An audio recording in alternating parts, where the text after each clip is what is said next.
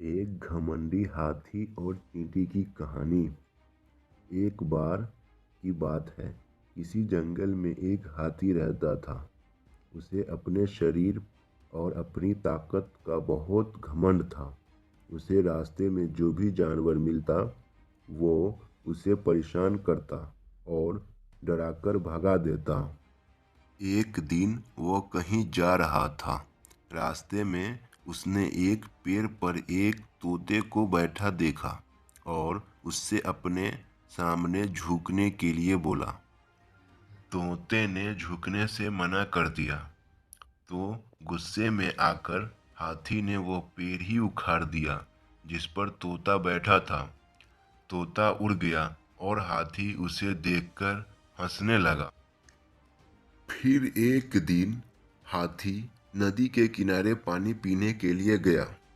वहीं पर चींटी का छोटा सा घर था। एक चींटी बड़ी मेहनत से अपने लिए खाना इकट्ठा कर रही थी। यह देख हाथी ने पूछा कि तुम क्या कर रही हो? तो चींटी ने कहा कि बरसात का मौसम आने से पहले अपने लिए भोजन जमा कर रही हूँ ताकि बारिश का मौसम बिना किसी परेशानी से निकल जाए। यह सुनकर हाथी के मन में शरारत सूझी और उसने अपनी सूंड में पानी भरकर चींटी के ऊपर डाल दिया। पानी से चींटी का भोजन खराब हो गया और वो पूरी भीग गई। यह देखकर चींटी को बहुत गुस्सा आया और उसने घमंडी हाथी को सबक सिखाने का सोचा। फिर एक दिन चींटी को मौका मिल ही गया कि वो हाथी को सबक सिखा सके। हाथी भोजन करके हरी घास पर सो रहा था। चींटी सोते हुए हाथी की सूंड में घुस गई और अंदर से उसे काटने लगी। जैसे ही चींटी ने हाथी को काटा, बाहर निकल आई।